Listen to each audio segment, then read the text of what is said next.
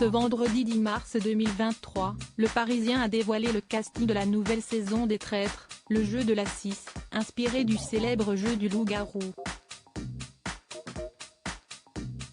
Et parmi ceux qui vont se lancer dans cette folle aventure, un ancien candidat à la présidentielle.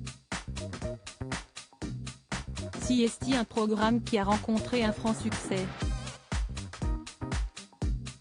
Le 1er septembre 2022, M6 dévoilait un tout nouveau jeu, Les Traîtres. Le concept est on ne peut plus simple, en apparence, puisqu'il est calqué sur le célèbre jeu de cartes, le loup-garou.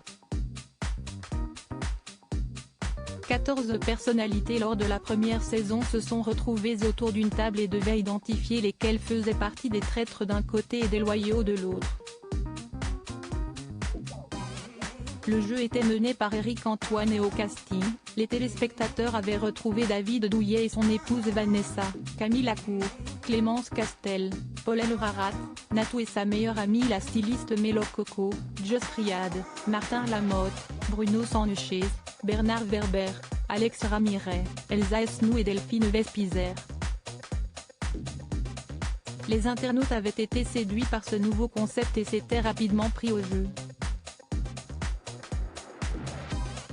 Après le succès de la première édition, la chaîne a décidé de lancer une seconde saison comme le révèlent nos confrères du Parisien.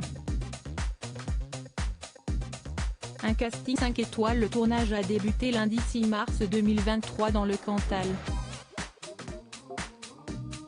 Et pour que cette deuxième saison soit aussi réussie que la première, la chaîne a décidé de mettre les petits plats dans les grands en faisant appel à un casting complètement hétéroclite et assez loufoque. Laura Flessel, ancienne athlète désormais membre du gouvernement, sera de la partie et sera accompagnée de Charlotte de Turckheim, Natacha Saint-Pierre et Vincent Desagna.